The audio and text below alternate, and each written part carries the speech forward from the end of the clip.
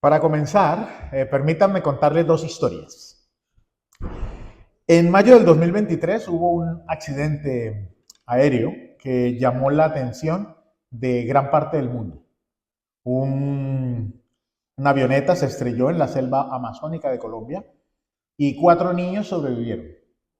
Durante 40 días estuvieron perdidos en la selva. Leslie, la hermana mayor, que tenía 13 años, se ocupó de cuidar de sus 3 hermanitos, de 9, 4 años y un bebé de 11 meses. Cuando los niños fueron encontrados después de 40 días hubo un revuelo, se podría decir que hasta mundial, pero después de un tiempo dejó de ser noticia. Los niños fueron rescatados y podríamos decir que allí terminó su historia. La segunda historia quizás es menos conocida y ocurrió en el año 1965. Creo que la mayoría no habíamos nacido.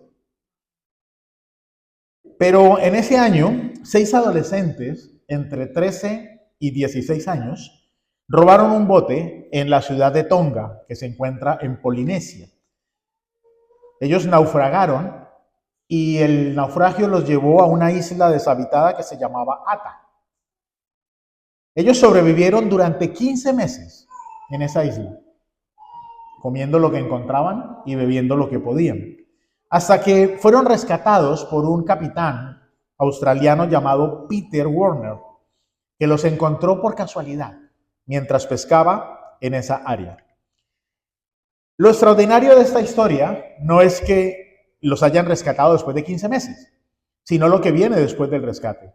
Y es que cuando los adolescentes fueron arrestados, Peter Warner se ofreció a pagar sus fianzas. Y no solo eso, sino que se mudó a vivir a esa ciudad, en Tonga. Allí montó una empresa de pesca y le dio trabajo a estos chicos para que lo ayudaran. Y durante muchos años los acompañó y se ganó el cariño y el respeto de ellos. A tal punto que décadas después, cuando a los niños les preguntaban, que ya no eran niños, eran adultos, les preguntaban por esa experiencia, rescataban que durante ese tiempo, después del naufragio, Peter Warner se convirtió o llegó a convertirse en algo más que un padre para cada uno de ellos. La segunda historia muestra algo que la primera historia no hace, y es mostrarnos que el rescate nunca puede ser el final de una historia. Tiene que haber más allá. El rescate debe ser el comienzo de nuestra historia. Y durante mucho tiempo, el cristianismo ha presentado la salvación como la historia de aquellos niños perdidos. Nos dicen que hemos sido rescatados del infierno, pero no nos dicen qué pasa después. No nos hablan de un propósito. Nunca nos explican de qué fuimos salvados, por qué fuimos salvados, cómo fuimos salvados y para qué fuimos salvados. Y precisamente ese es el tema del cual vamos a hablar en el día de hoy, en Efesios capítulo 1, versículos 7 al 12. Pablo nos va a mostrar que nuestra salvación es como la historia de los adolescentes de Tonga, porque hay un rescate, alguien paga nuestra deuda, hay una revelación de un propósito y una herencia. Acompáñame en su Biblia, capítulo 1 de Efesios, versículos 7 al 12. En él tenemos redención mediante su sangre, el perdón de nuestros pecados, según las riquezas de su gracia, que ha hecho abundar para con nosotros. En toda sabiduría y discernimiento nos dio a conocer el misterio de su voluntad, según el beneplácito que se propuso en él, con miras a una buena administración en el cumplimiento de los tiempos, es decir, de reunir todas las cosas en Cristo, tanto las que están en los cielos como las que están en la tierra. En él también hemos obtenido herencia, habiendo sido predestinados según el propósito de aquel que obra para todas las cosas conforme al consejo de su voluntad, a fin de que nosotros, que fuimos los primeros en esperar en Cristo, seamos para alabanza de su gloria. Y en el sermón de hoy, en estos versos, vamos a responder 3 preguntas. La primera pregunta es: ¿de qué fuimos rescatados? La primera parte del versículo 7 nos dice: en él tenemos redención y el perdón de los pecados o de nuestros pecados. Y es que vivimos en una época donde la palabra pecado suena anticuada, moralista o incluso hasta ofensiva para otras personas cuando uno les habla de pecado. ¿Por qué? Porque muchas personas se consideran buenas a sí mismas. Entonces te dicen, pero yo nunca he matado a nadie, yo no he robado, yo pago mis impuestos, trato bien a mi familia. ¿Por qué necesitaría yo ser perdonado? ¿De qué? Si yo no he hecho nada malo. Y para poder responderles, necesitamos primeramente entender lo que es el pecado. La Biblia dice que el pecado no es solamente las malas acciones, las cosas malas que nosotros hacemos, porque en su raíz el pecado no es otra cosa más que desconfianza hacia Dios. Y normalmente esa desconfianza se manifiesta en orgullo y en miedo. Y eso lo podemos observar desde la historia o desde el comienzo de la humanidad, porque en el jardín del Edén, Adán y Eva comieron del fruto prohibido porque ellos querían tener una vida plena, una vida libre, una vida abundante, pero sin incluir a Dios en esa vida. Ellos querían vivir una vida plena, pero sin Dios. Confiar en nosotros mismos, sacando a Dios de la ecuación, sacando a Dios de nuestra vida, lo que hace es tratar de satisfacer nuestras propias necesidades, pero con nuestros propios recursos, sin Dios. Y eso es un pecado, porque Dios se tiene que convertir en el centro de nuestras vidas. El pecado siempre se va a considerar grave, cualquier pecado. O sea, en la Biblia no hay grados para los pecados. Nosotros los humanos somos los que nos parecen más escandalosos unos o otros menos. Pero pecado es pecado. ¿Y por qué son graves? Primero, porque los pecados son contra Dios. Nos rebelamos contra el Creador, despreciamos el diseño inicial de Dios para nosotros y las cosas que nos ha provisto. Es vivir fuera del propósito de Dios, existir sin buscar la gloria de Dios, sino buscar nuestra propia gloria. Y esa hostilidad, el pecado es hostilidad contra las demás personas. Y eso se manifiesta cuando nosotros no tratamos a las demás personas entendiendo que son el reflejo de la imagen de Dios y no los tratamos con la dignidad que ellos se merecen. Es interesante que el pecado nunca es personal. Nunca. Nosotros podemos pecar, pero nuestros pecados, la consecuencia de nuestros pecados siempre van a afectar a otras personas. Y no solo a otras personas, también afecta el propósito que tiene Dios para la sociedad. Y por eso muchas personas no quieren acercarse a Dios, porque con nuestro pecado, con nuestro comportamiento, ellos prefieren seguir en la vida que llevan, porque dicen, para ser cristiano como eres tú, prefiero quedarme como soy yo, sin hipocresía. Por eso vemos que el egoísmo de un padre se convierte en la herida, quizás hasta permanente, de un hijo. Vemos que la deshonestidad de un líder se convierte en la cultura de una organización, que puede incluir aún la iglesia. La indiferencia de una generación se convierte en la crisis de la generación siguiente. Entonces, como vemos, el pecado jamás va a ser solamente nuestro. Cuando pecamos, afectaremos también a otras personas. Pablo dice que en Cristo tenemos redención, pero necesitamos entender la redención, pero la necesitamos entender desde el contexto mediante el cual fue escrita esta carta. Porque en la época la redención se refería a la acción que alguien hacía para liberar a un esclavo y era pagar un precio para su libertad. Y eso es lo que Dios nos ha ofrecido a nosotros. Nos ha ofrecido una salida para ya no tener que vivir esclavizados a una vida que nos lleva a la muerte y a la destrucción.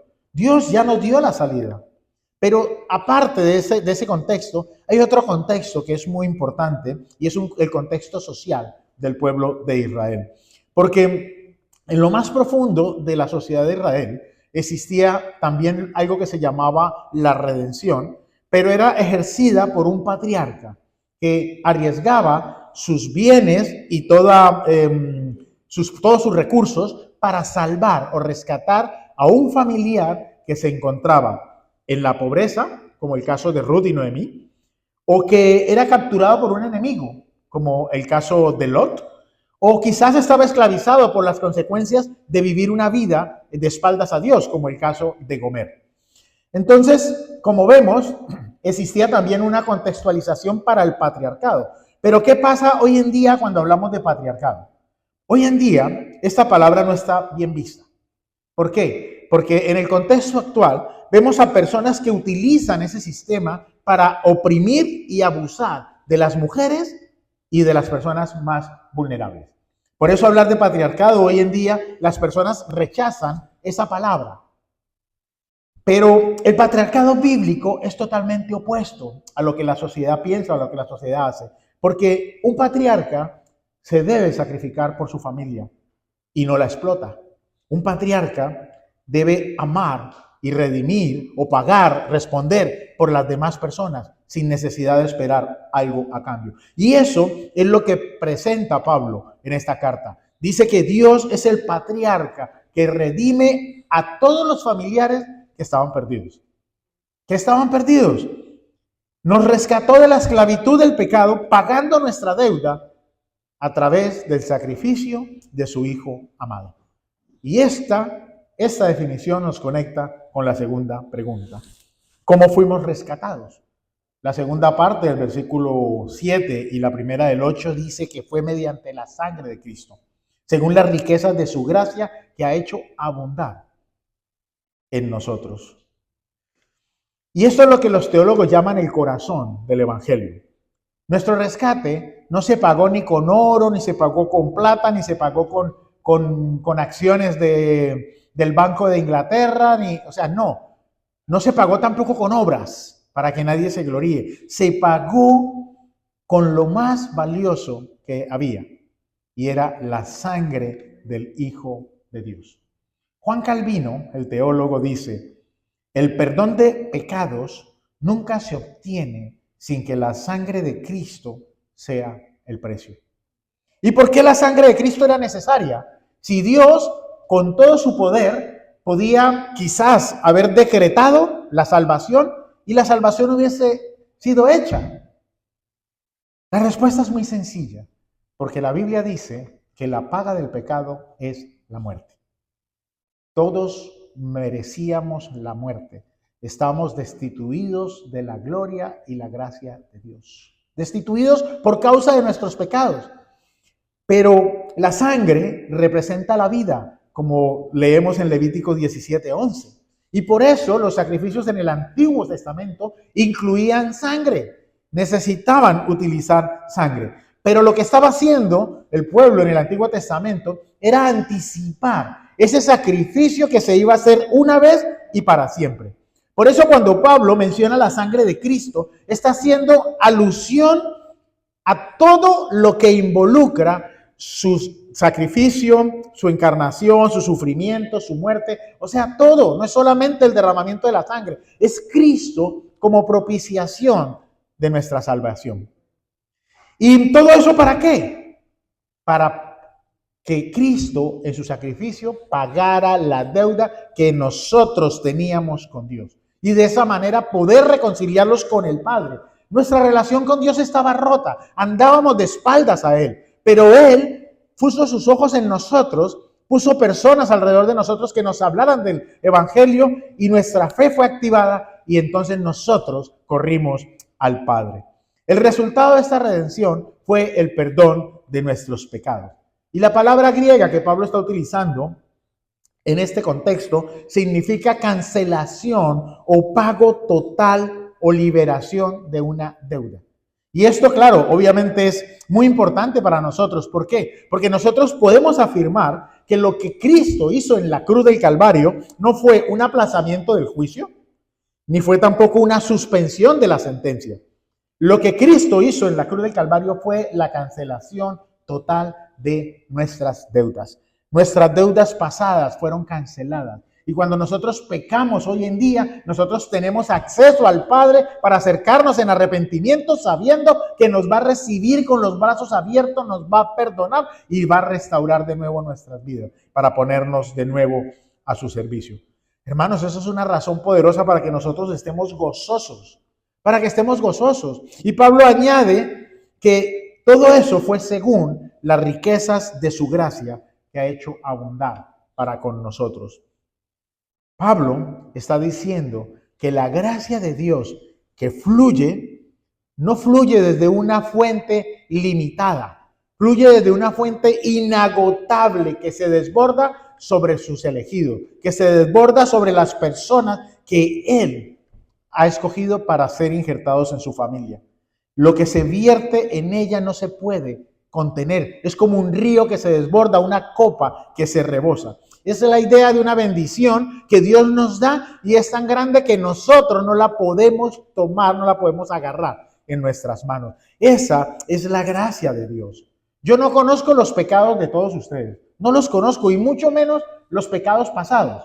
No los conozco, pero Dios sí los conoce.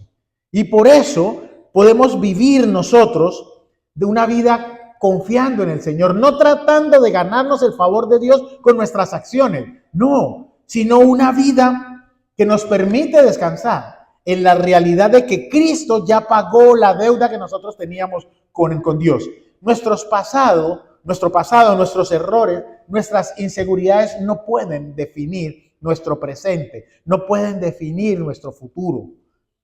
Cristo ya nos perdonó, nos ha dado un nuevo comienzo.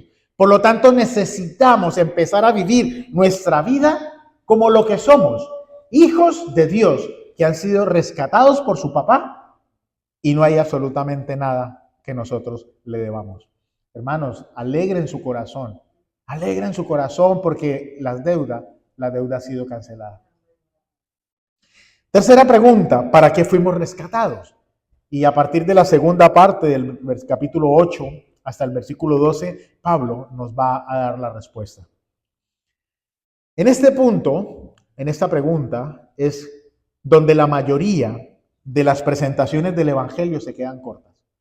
Porque nos dicen, usted fue rescatado del infierno, usted estaba condenado. Nos dicen que a través de Cristo, que Cristo se sacrificó en esa cruz y que nosotros por ese sacrificio hemos sido rescatados y hemos sido perdonados, pero no nos dicen para qué. No nos dicen el propósito, qué tenemos que hacer ahora.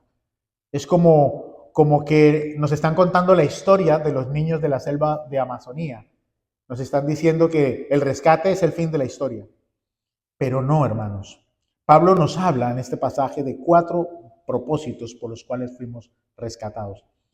El primero es para conocer el plan del Padre. Usted y yo somos hijos adoptados, somos herederos.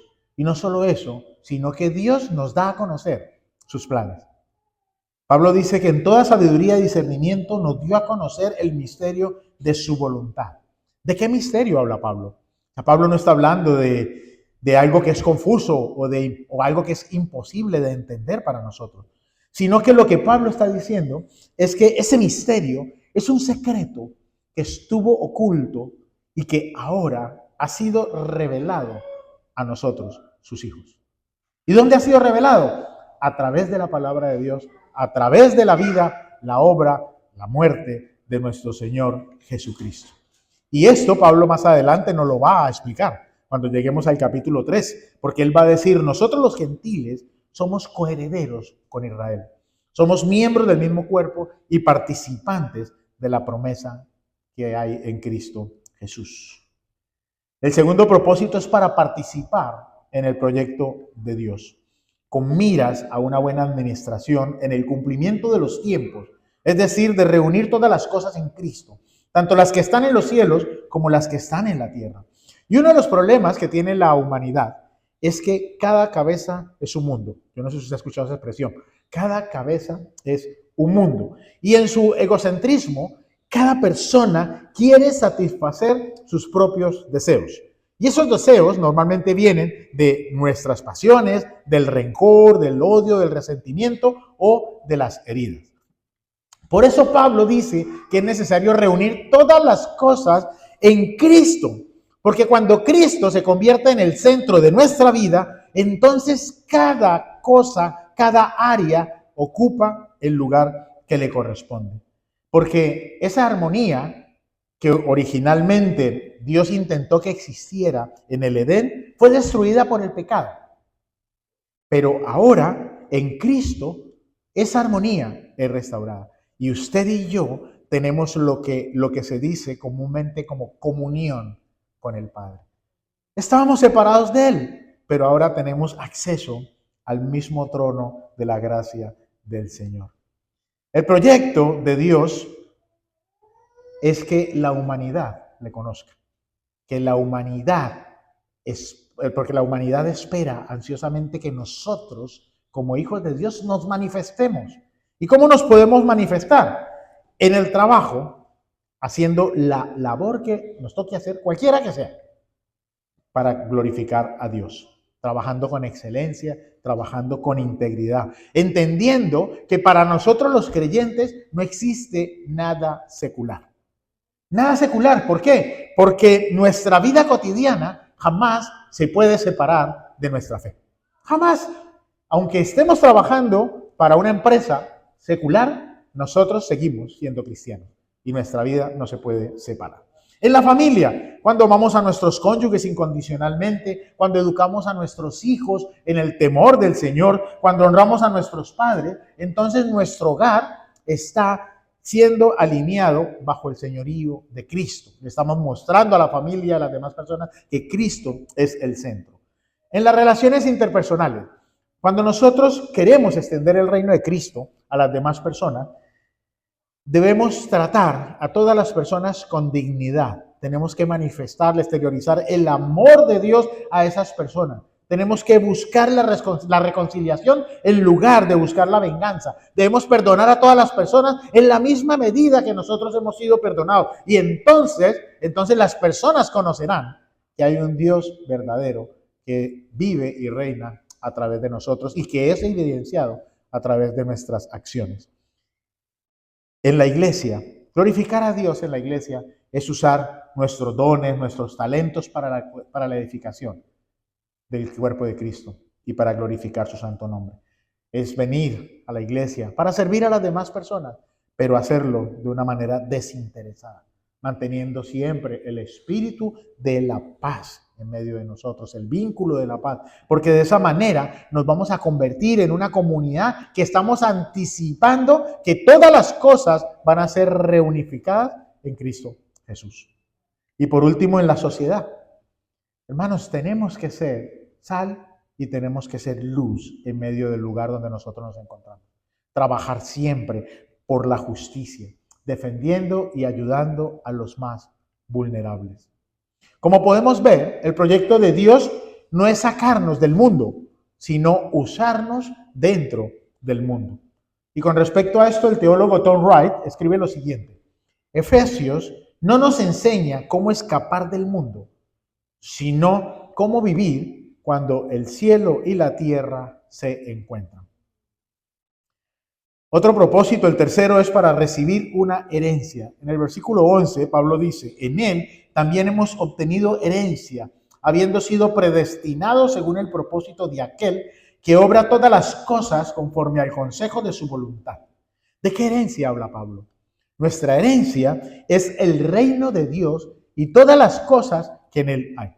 Absolutamente todas las cosas. El Salmo 16, versículo 5, dice: el Señor es la porción de mi herencia y de mi copa. Hermanos, no heredamos solo bendiciones, heredamos al dador de las bendiciones. Y eso nos debe llenar de más alegría a nosotros, porque no solo recibimos las bendiciones del Señor, tenemos al Señor de las bendiciones con nosotros. Y por último, para una vocación de adoración, versículo 12, a fin de que nosotros, que fuimos los primeros en esperar en Cristo, seamos para alabanza de su gloria. Cuando Pablo dice para alabanza de su gloria, debemos ser claros en que Dios no es un egocentrista que necesita nuestros aplausos. O sea, hermanos, Dios no necesita nada de nosotros. Nosotros necesitamos todo de Dios, pero Él no necesita nada de nosotros. Y por eso cuando nosotros leemos las cartas de Pablo, nosotros vemos que en todas sus cartas, Pablo celebra con gozo la redención realizada a través de la vida, la muerte y la resurrección de Jesucristo.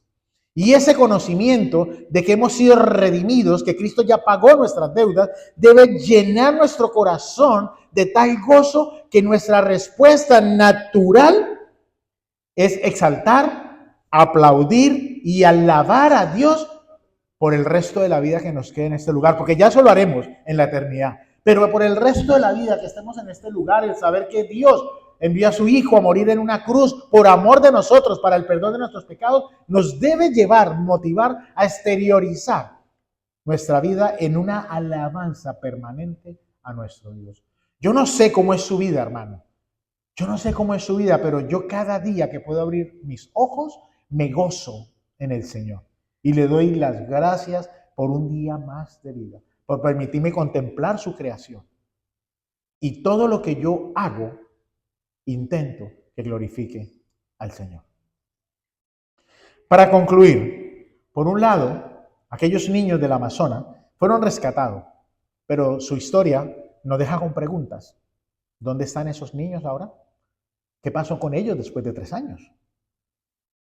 Por el otro lado, la historia de Peter Warner no solo rescató a los adolescentes, sino que pagó la deuda, les dio trabajo, se convirtió en un padre como ellos y les dio un propósito y dirección a esos muchachos que estaban perdidos.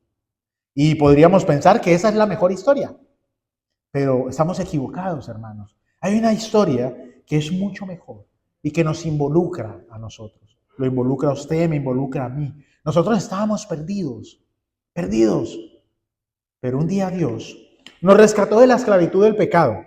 Nos reveló el misterio de su voluntad, que aún para los ángeles y los profetas eso estuvo velado.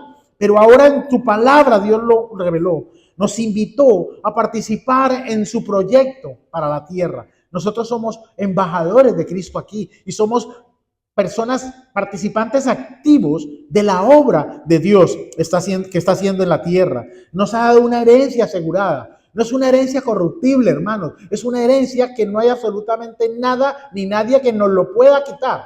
Y es la herencia de la vida eterna. Nos llamó a una vocación de adoración. Hermano, nos ha dado boca, nos ha dado mano, nos ha dado pie, nos ha dado inteligencia, nos ha dado mente, para que con todo nuestro ser nosotros podamos adorarle, alabarle y exaltarle. Cuando nosotros muramos ya no lo vamos a poder hacer aquí en la tierra. Por eso mientras que estemos aquí, hagámoslo si podemos hacerlo. El mundo está buscando desesperadamente 2 cosas: sentido y propósito a la vida. No saben, ellos se levantan por la mañana y no le encuentran sentido a la vida y por eso se suicidan. No le encuentran propósito y por eso viven la vida como viene, como les cae. Pero Cristo nos ha dado las 2 cosas, un sentido y nos ha dado un propósito. No hemos sido rescatados para caminar sin rumbo. Hemos sido rescatados para caminar sobre una senda que Él ya trazó. Hemos sido rescatados no para vivir sin identidad, sino para caminar con la identidad que Dios nos ha dado, como hijos adoptados, sabiendo que tenemos una herencia, la mejor herencia que cualquier persona podría soñar. Y no solo eso, sino que tenemos el privilegio de ser colaboradores de Cristo aquí en la tierra.